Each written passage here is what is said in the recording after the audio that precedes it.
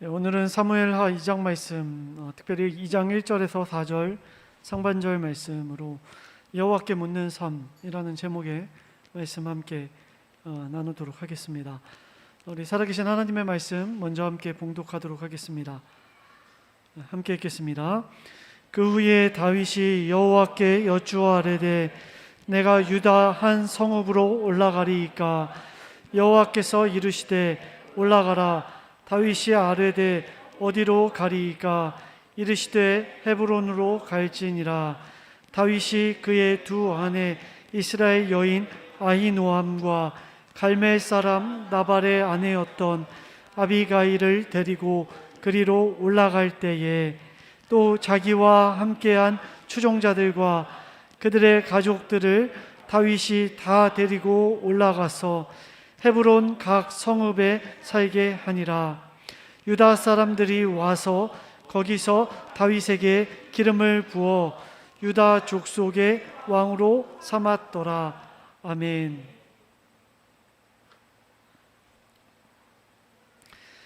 여러분, 성경에서 시간을 나타내는 접속사는 매우 중요합니다. 왜냐하면 이후에 기록될 사건이 앞에 일어났던 사건과 밀접하게 연결되어 있다라는 것을 의미하기 때문입니다.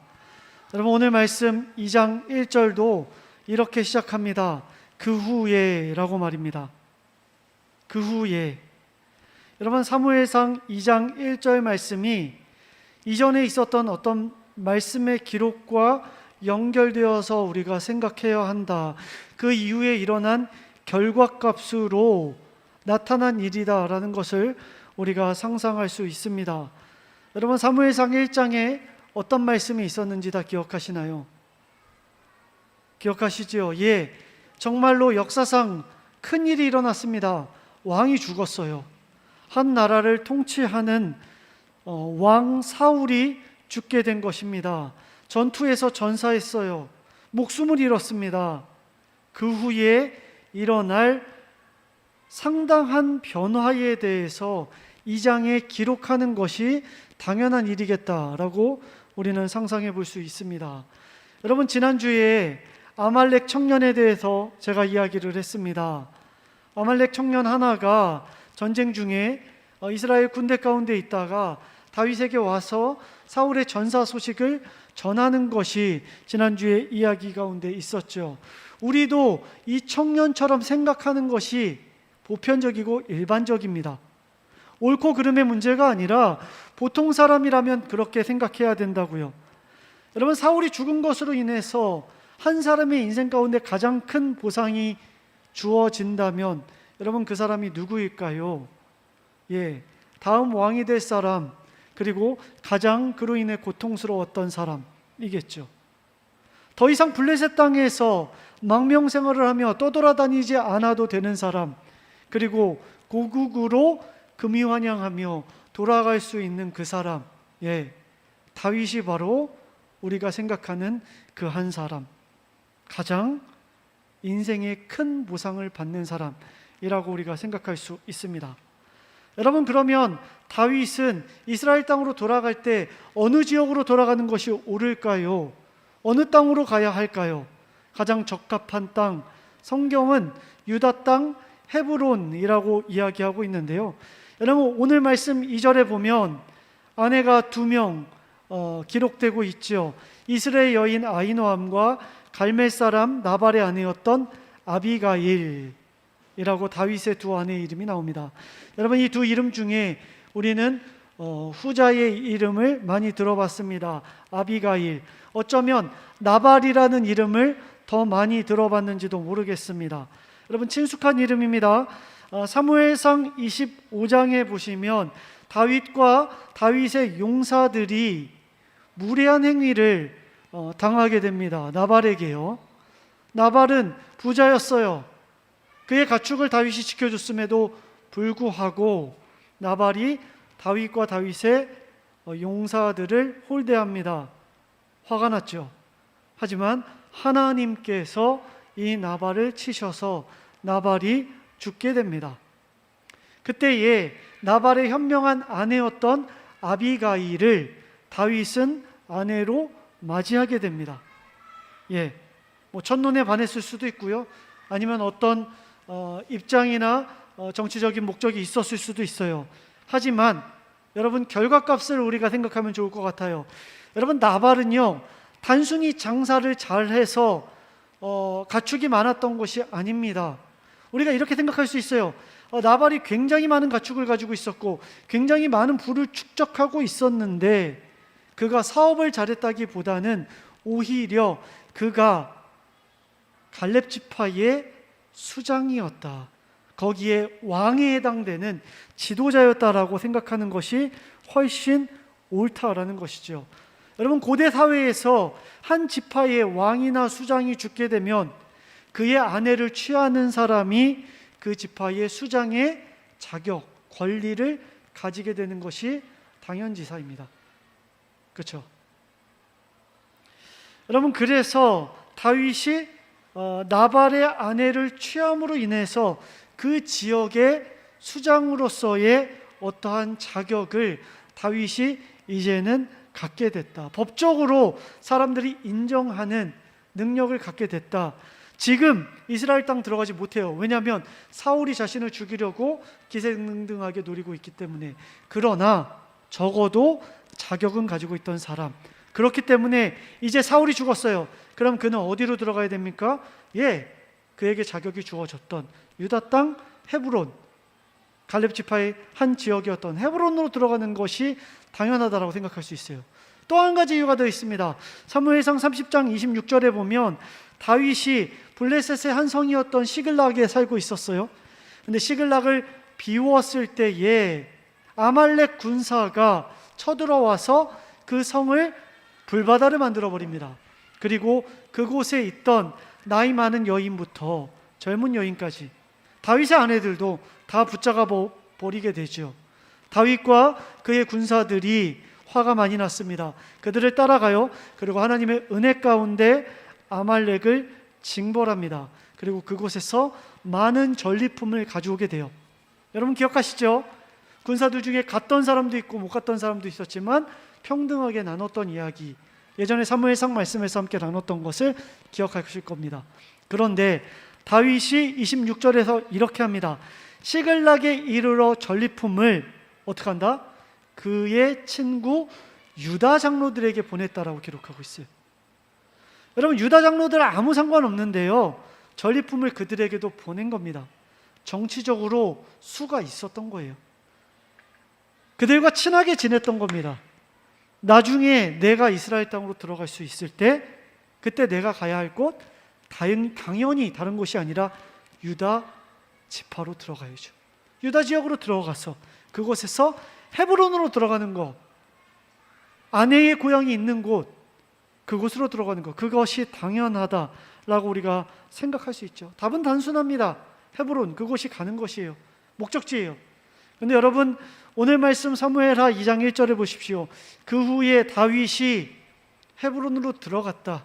그 후에 다윗이 아무 생각 없이 군사를 이끌고 헤브론으로 갔다라고 기록되어 있지 않고요, 이렇게 나옵니다. 다윗이 여호와께 여쭈어 아뢰되라고 이야기하고 있어요.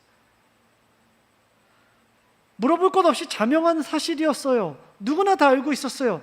근데 다윗은 여호와께 여쭈어 아뢰되, 내가 어디로 갑니까 하나님? 내가 어느 성읍으로 가야 할까요? 라고 질문하는 모습을 볼 수 있죠. 여러분, 이러한 다윗의 신앙은 의지가 아니에요. 순간적인 힘이 발동해서 그의 영성이 그때 충천해서, 아니요, 그에게 누적된 신앙의 습관이 그때 발현된 겁니다. 여러분, 신앙은요, 얼마나 내 삶 가운데 누적되었느냐, 매일매일 가운데 내가 어떻게 살아가고 있느냐, 내 생활의 양식 가운데 겹겹이 습관으로 쌓여 있느냐가 결정한다라는 것이죠. 지난 주일 밤에 저희 아들 이한이가 아팠어요. 더위를 먹어가지고 설사를 하고 구토를 했습니다. 자다가 깨서 아내와 함께 아픈 이한이를 응급조치를 하기 시작했습니다. 저희가 아는 대로 배를 따뜻하게 변기에 앉은 채로 만져주고 등을 쓰다듬어 주고 손발이 혈액순환이 되도록 막 주물러 주고, 그리고 제가 잘 쓰는 방법인데 아빠도 그랬어. 마음의 안정을 주기 위해서 아빠도 옛날에 토하고 아빠도 옛날에 실수한 적 많아. 괜찮아 이하나, 괜찮아 이하나. 그렇게 이야기를 하고 조금 진정될 때쯤, 한 5분 10분 지났을 때 제가 문득 깨달았습니다. 아, 내가 이한이와 기도하지 않았구나. 바로 기도했습니다. 하나님, 이한이가 배가 아파요. 하나님께서 이한이 창조하셨죠. 이한이 배 낫게 해주세요. 고통스럽지 않게 해주세요. 예수님의 이름으로 기도합니다. 아멘. 그날 밤 저희의 부끄럽고 부족한 습관, 믿음을 스스로 직면했습니다. 그래도 다행인 것은 목요일 밤에 취침 시간에 제가 이한이에게 기도해 주겠다 했을 때 이한이가 말했어요. 아빠, 제 배가 낫게 해주셔서 하나님 앞에 감사하다는 기도도 꼭 넣어주세요. 저보다 낫더라고요. 참 다행이었습니다. 위기의 순간에 툭 튀어나오는 거, 힘들고 어려울 때 내 삶에서 툭 튀어나오는 거, 여러분 그것이 습관의 힘이죠. 그것이 그 사람의 진짜 모습이라는 겁니다. 여러분 다윗도 알았고요. 다윗의 부하들도 알았고요. 세상 모두가 알고 있었던 사실입니다. 사울이 죽으면 다윗은 어디로 간다? 유다 땅 헤브론으로 갈 것이다. 이것은 명백한 정치공학적 팩트였어요. 다 알고 있었어요. 그러나 그 상황에서 누구보다 가장 잘 알고 있을 다윗이 고백합니다. 하나님 어디로 갑니까? 하나님 제가 여쭙습니다. 여기로 올라가도 되겠습니까? 가도 된다면 어느 성읍입니까? 이미 헤브론으로 다 만들어놨음에도 불구하고 그것이 가장 완벽한 답임을 하늘도 알고 땅도 아는데 그는 하나님 앞에 묻는 것이죠. 여러분 무엇이 그에게 이렇게 고귀한 습관을 그의 삶에 가득 차게 만들었을까요? 여러분 아이러니하게도 이 아름다운 습관은 다윗의 인생 가운데 가장 어둡고 축축했던 순간에 싹이 나기 시작했습니다. 물론 그의 인생 초반 여러분 잘 아실 겁니다. 잘 나갔습니다. 많은 형들이 있었음에도 불구하고 사무엘이 와서 왕으로 기름 부음 받을 때 아니다 아니다 아니다 다윗이 맞다라고 기름 부으며 장차 네가 왕이 될 거라고 말씀하셨어요. 그리고 형들 먹을 것 주려고 우연히 전쟁터에 갔다가 하나님을 모욕하고 하나님의 군사를 모욕하는 블레셋 장수를 보고 그를 무찔렀어요. 아주 우연히 말이죠. 그래서 왕의 딸인 미갈을 얻게 됩니다. 왕의 사위가 된 겁니다.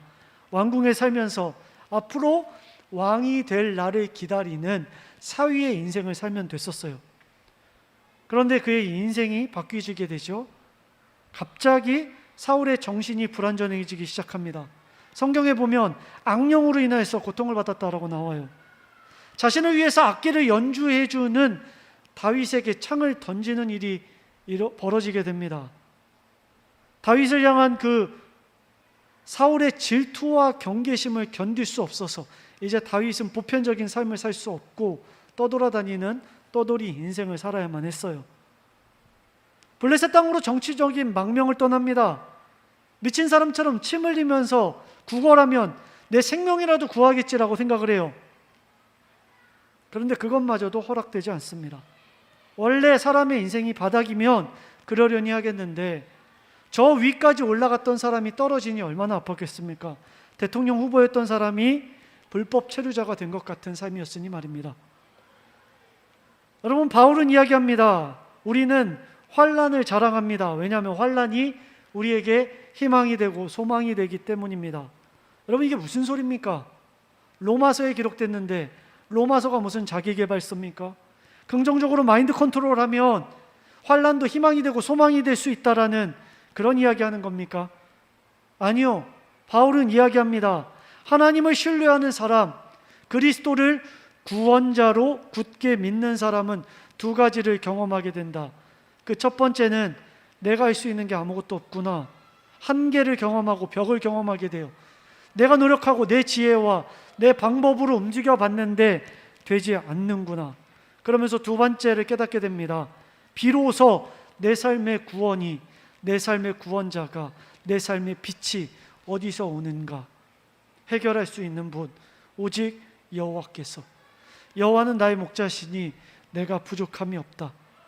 한계 가운데 아파하고 구원되신 하나님을 발견하며 기어가는 것, 그렇게 엎드려 기어가는 것, 여러분, 이것이 환난 가운데 진짜 소망, 희망을 발견한 한 사람 바울의 고백이다라는 것이죠.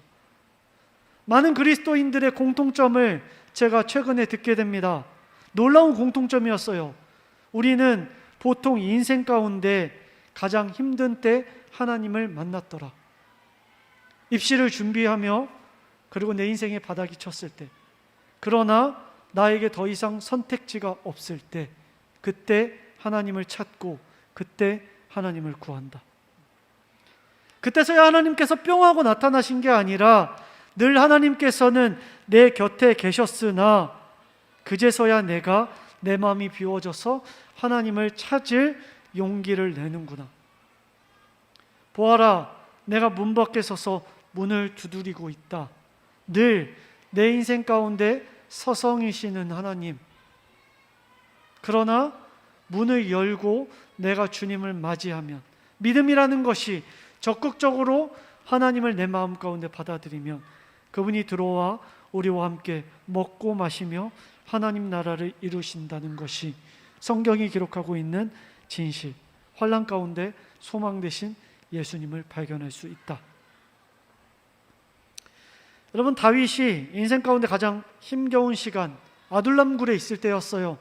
패배자들만 모여있는 그 아둘람 굴에서 비로소, 다윗이 이전에는 안 그랬는데 비로소 하나님께 묻습니다. 하나님, 저 이제 어디로 갑니까?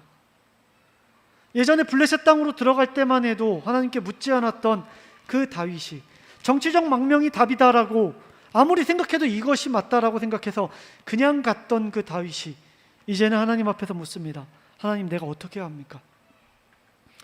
여러분, 단순히 자존감이 떨어졌기 때문에 그렇습니까? 아니요. 인생의 길을 찾은 겁니다. 유일한 길, 빛 대신 예수 그리스도. 내 인생은 이제 여호와 하나님께 묻고 걸어가는 그 신앙의 습관의 삶을 묻혀야 하겠다라고 말입니다. 여러분, 우리가 종종 오해하는 게 있습니다. 성경에 나오는 사람들, 우리가 이렇게 이야기를 들으면서도 성경에 나오는 인물과 내 삶의 괴리를 이야기하면서 순종하려고 해도 내가 해봤는데 그 사람은 의지가 강한 사람이고 나는 그렇지 못해요라고 이야기하는 경우를 종종 듣게 돼요. 아브라함이 아들 이삭을 바치러 모리아산으로 갈 때 아브라함은 의지가 강해서 예수님께서 겟세마네 동산에서 땀방울이 핏방울이 되도록 기도하시다가 결국 십자가를 지러 가실 때, 그리고 오늘 말씀에 다윗이 하나님께 자신의 인생의 행로를 내어드릴 때, 그 사람은 의지가 강한 사람이다라고 표현하기보다는 하나님에 대한 신뢰가 강한 사람이다 라고 표현하는 것이 맞다라는 것이죠. 여러분, 이 신뢰를 바꿔 말하면 믿음이 강한 사람, 내가 하나님을 신뢰한다, 내가 하나님을 믿는다라고 표현하고 있습니다. 내 이성으로, 내 감정으로 도저히 찬양할 수 없고 도저히 기도할 수 없고 말씀에, 예배에 집중할 수 없지만 그래도 주님을 신뢰하기 때문에 내가 하나님 앞에 엎드립니다. 내가 하나님 앞에 내 마음을 내려놓습니다. 내 의지와 생각과 이성과 감정을 꺾어서 부숴버립니다. 예, 주님, 주님을 무한히 신뢰합니다. 여러분, 이번 경우 다윗은 만반의 준비가 다 되어 있었어요. 정치적으로 유다 장로의 지지를 다 얻어냈고 갈렙 지파의 헤브론 땅이라는 그 합법적인 왕권도 다 얻어놓은 상황이었어요. 오늘날로 얘기하면 내가 사업을 하기 위해서 어느 지역에 있는 모든 민심 다 얻었고 시장조사 다 끝냈고 자본도 있고 그리고 필요한 자격증 다 취득해놨고요. 이제 면접도 다 봤어요. 합격이래요. 다윗은 하나님께 물어봅니다. 여러분, 공부 안 한 상태에서 시험 잘 보게 해주세요가 아니라 다 준비됐음에도 불구하고 그의 습관이 하나님을 바라보기 때문에 하나님, 내 의지와 내 준비됨을 사용해 주십시오. 나는 이렇습니다. 하나님 어찌하시겠습니까? 하나님 저 어디로 갈까요? 왜 물어봤을까요? 그것을 틀어서 하나님께서 다른 것을 하시면 내 마음이 섭섭할 수 있겠지만 그래도 다윗은 아는 겁니다. 그것이 최선의 인생, 최선의 삶이다. 그가 겪었던 환난의 이야기 가운데 소망이 무엇인지 그는 마침내 깨달은 삶이었기 때문에. 그럼 우리가 종종 친구와 약속을 잡을 때 늦게 올 때 이렇게 카톡을 보내죠. 천천히 빨리 와 라고 이야기를 하죠. 그러면은 그냥 웃으면서 그게 무슨 의미인지 우리 서로 이해합니다. 예, 가장 베스트죠. 빨리 와라고 하는 것도 아니고 그럼 천천히 와라고 하는 것도 아니고 천천히 빨리 와. 너가 할 수 있는 선에서, 내가 너를 신뢰하는데 너가 할 수 있는 선에서 최대한 서둘러 줘. 그렇지만 늦어도 괜찮아. 난 널 신뢰하니까 천천히 빨리 와. 여러분, 예수님께서 이 궤변과 같은 말씀을 우리에게 하셨어요. 내 멍에는 편하고 내 짐은 가볍다. 수고하고 무거운 짐진 자들아, 천천히 빨리 와와 같이 말도 안 되는 궤변과 같은. 여러분, 세상에 멍에가, 편한 멍에가 어디 있습니까? 세상에 짐이, 가벼운 짐이 어디 있습니까? 그냥 그거 집어 던지고 그냥 끝내버리는 게 가장 최선이죠. 그런데 예수님께서 믿으라고 하시며 말씀하십니다. 내 멍에를 메라, 내 짐을 져라. 너의 것 벗어버리고 세상에 무거운 것 벗어버리고 오늘도 아멘 되신 그 예수님 신뢰함으로 한 번 더 사랑하고 한 번 더 믿음으로 걷고 한 번 더 소망으로 살아라. 여러분, 다른 사람이 이 이야기하면 우리는 믿을 수 없어요. 특히 저 같은 부족한 사람이. 그러나 예수님께서 우리에게 말씀하시면 우리는 신뢰할 수 있습니다. 왜냐하면 그분은 하나님 앞에 신뢰를 드려서 충성하시되 죽기까지 끝까지 순종하신 분, 그래서 부활의 영광 보시고 생명의 영원함을 맛보신 분, 그분이 말씀하십니다. 내 짐은 결코 무겁지 않고 내 멍에는 결코 불편하지 않다. 그러니 불편하고 무겁다고 말하는 그 세상의 음성을 경청하지 말고 너희는 자기 십자가를 지고 나를 따르라. 유경험자 대신 예수님께서 말씀하십니다. 헤브론으로 가서 유다의 왕이 된 다윗처럼, 그러나 그 전에 주님께 물었던 것처럼 우리도 하나님 앞에 끊임없이 물으며 믿음의 발걸음 걸어갈 수 있는 저와 여러분 되시기를 주님의 이름으로 축복합니다. 우리 함께 찬양하며 결단했으면 합니다.